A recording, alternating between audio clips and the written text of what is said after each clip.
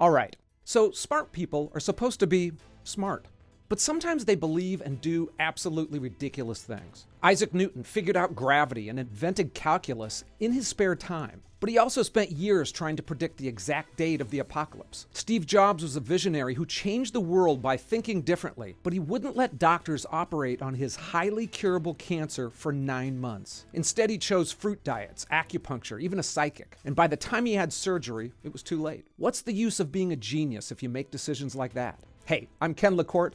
I'm not trying to make fun of anyone for being wrong. I think we can learn from their mistakes, or at least the psychology behind them. And I'll do my best here to give it to you straight. Because if you live long enough, you'll someday talk to a really intelligent person who starts telling you some really weird crap. And you never want to be that person. You don't want to be that wrong. So what's going on? Well, as it turns out, our brains are wired in ways that makes us all vulnerable to believing weird things, even when we think we're too smart for it. Here are some of the hidden forces that affect us all, no matter how smart we are. The first is what scientists call motivated reasoning. It's where our emotions and our desires lead us to the conclusions we want to be true. It's how the entire polling industry screwed the pooch on saying who'd win the US presidential race in 2016. Their political biases subconsciously affected a lot of small decisions in their craft that just added up. We like to think we're rational, carefully weighing the evidence before coming to a conclusion. But in reality, we often go with our gut, even when the facts don't line up.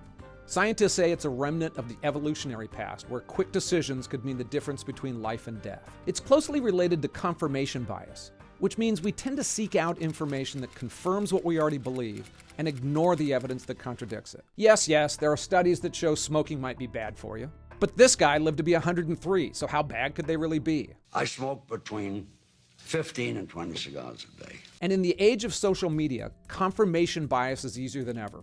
If you think 5G networks are causing cancer, you'll find a lot of YouTube videos that agree. And once you've bought into it, confirmation bias kicks in, meaning you're more likely to notice and remember that evidence and dismiss everything else. Algorithms make it even worse.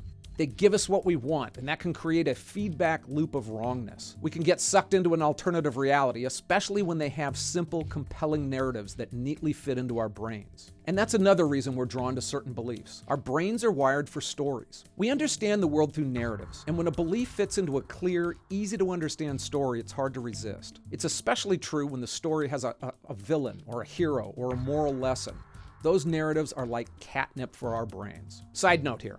I used to call them conspiracy theories, but you may have noticed that I've just avoided that phrase.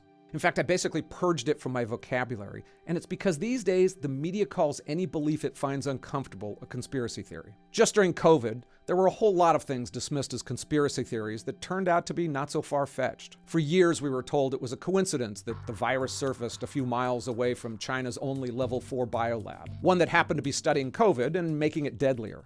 It became an easy phrase to dismiss any uncomfortable questions about the efficacy of lockdowns, natural immunity, or the effectiveness of masks. That phrase can shut down debate before it even begins. And it's related to another major factor in the spread of irrationality. It's the erosion of trust in institutions, particularly the news media. In the past, we could rely on the media to be relatively objective referees. They had their biases, but at least they tried to present reasonable sides of an issue. Today, that's not often the case. Many people, and for good reason, no longer trust the mainstream media. They see them as players in the game, pushing an agenda rather than pursuing truth. I have a friend who told me years back that he started watching Alex Jones. When I told him that Alex Jones was often batshit crazy, he said, "Look, I don't trust CNN anymore, so I'll watch everyone and see what I think." On one hand, that makes sense. On the other, I doubt it'll get him closer to actual truth on anything. As our trusted information sources become less so, it adds to everyone's confusion. Now, the last generic factor to mention is our tribal nature. For most of human history, being part of a group was essential to survival. Our ancestors relied on their tribes for protection, resources, and social support. Going against the tribe could mean ostracism, which could mean death. Today, we still have a powerful drive to fit in and conform to the beliefs of our social groups. On Wednesdays, we wear pink. That's why when you watch a liberal or conservative pundit, they rarely break ranks with their side. We all know that deep down, if we disagree with our friends too often, they'll think less of us. Or maybe even unsubscribe from their YouTube channel, God forbid. Oh, and by the way, if you like this video and want more, you know what to do. So look, the combination of these factors can create a perfect storm that makes us all vulnerable to believing wrong things. But this video is really about smart people.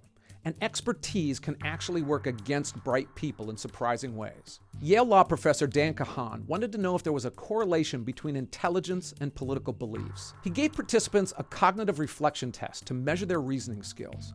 And then what he found was fascinating. Republicans and Democrats scored about the same on the test, but the people who got the highest scores were also the most likely to exhibit motivated reasoning. In other words, the smarter you were, the more you were likely to twist the facts to fit your pre-existing beliefs. There are a handful of reasons behind this. The first problem that smart people face is that they're smart. Now stay with me here. They're often right. They're the ones who solve problems, who get A's on tests, who win debates. Bobby Fischer was a chess grandmaster with an IQ of 181, but he denied the Holocaust and blamed Jews for the attack on 9/11. It's beyond that they're smart, it's that they know they're smart, which can lead to them believing they're smart enough to figure out everything, even if it's outside their area of expertise. There's a narrower related concept called the dunning-kruger effect. And this is the idea that people with low ability in a field often overestimate their competence, and people with a high ability tend to underestimate theirs. Essentially, some people lack the knowledge to recognize their own incompetence. And smart people are often great at rationalizing and finding supporting evidence for their beliefs. Our brains are wired to reduce cognitive dissonance, the uncomfortable practice of holding two conflicting ideas at once. It's easier to disregard information that challenges our worldview than to change our minds. A study by University of Kansas researchers showed that the more educated people often reject facts inconsistent with their beliefs. People with higher intelligence and math skills are better at manipulating information to fit their preconceptions. They don't change their minds to accommodate the new data. They're better at making the data fit their mind than the average person. Smart people can also be more skilled at coming up with the arguments and justifications once they have those beliefs, making it harder for them to recognize when they're wrong. I'm sometimes guilty of this. I'm good enough at uncovering BS that sometimes I'm quick enough to judge a story behind a headline before digging into it properly, and that's something I have to work on. And if I made any mistakes in this video, I'll correct them in a pinned comment below.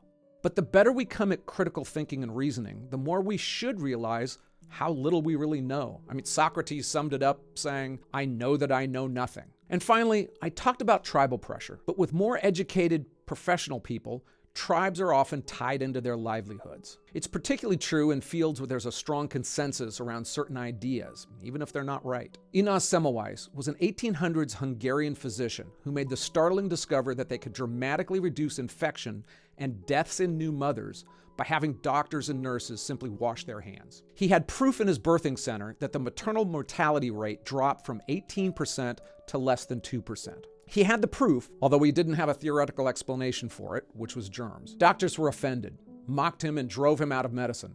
He eventually had a nervous breakdown and died in an insane asylum. Challenging the status quo can be risky, especially when the status quo can ruin your career. Today, there's probably no better example than universities. Imagine a college professor in a US school saying, "Men have penises." In a lot of schools, that could be a career-ending statement. And I could make a long video on the tribal pressures creating all sorts of nuttiness on campuses, and maybe I will. The first step to avoid getting fooled is self-awareness. Recognize our biases. Seek out contrary views, not to argue with them, but to look for weaknesses in our own case. If you can combine curiosity and humility, that's a great start. And as I mentioned before, that was something that too few people did during the COVID era, where so many things were dismissed as conspiracy theories. This is a great, short example of a crazy-sounding charge saying that racial genetics could have an effect on COVID. RFK Jr. was slammed by the media for being a nut job, and that just wasn't the case. It's worth a watch. Hey, thanks for watching. Until next time, stay curious, and don't be afraid to question everything, especially yourself.